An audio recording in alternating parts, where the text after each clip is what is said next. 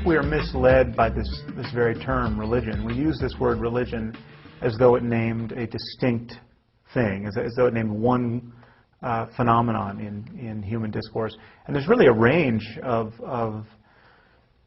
infatuations and practices that go by the name of religion, and therefore many points on this continuum don't have much in common with others. So if you take a religion like Jainism, a religion of India, its core principle is nonviolence. I mean, this is where Gandhi got his conception of nonviolence.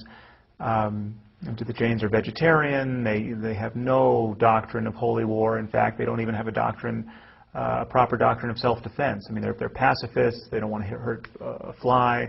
And then on the other end of the continuum, you have something like Islam, where it has explicitly a doctrine of holy war and a notion of combat and death in certain contexts is actually the highest obligation a religious person can fulfill.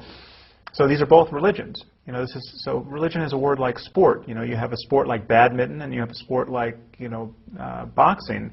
They're both sports. One is much more dangerous. So I'm concerned. I'm obviously more concerned about religions like Islam, wherein you have this marriage of a variety of spiritual and ethical concerns, but also certain kinds of metaphysical certainties that inspire people to not only die, but to kill others in the process.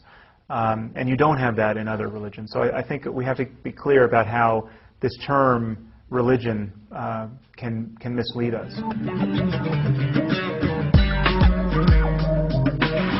I view religions as essentially failed sciences. I mean, religion was the discourse that we had when all causes in the universe were opaque. We didn't know the basis of anything. We didn't know why we were here.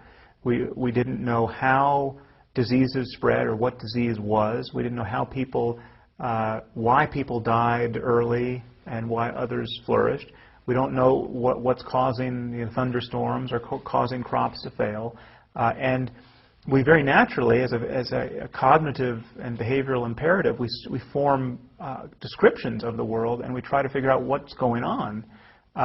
We tell ourselves stories about our origins and about where we're going and about causes in the world. And those stories, given our just pervasive ignorance and our disposition to see agency in the world, to see, to feel ourselves in relationship to the world, these stories entail being in relation to invisible friends, and enemies. And we have, this parent figure in the sky who's going to take care of things if you live rightly, and we have other demonic presences that we should be really worried about.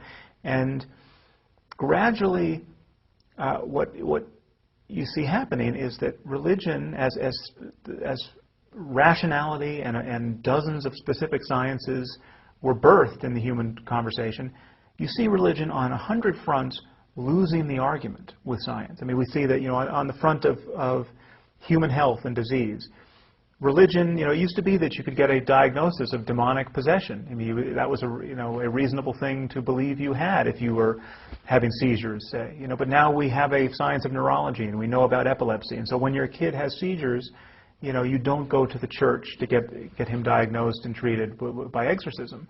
And so that's a good thing.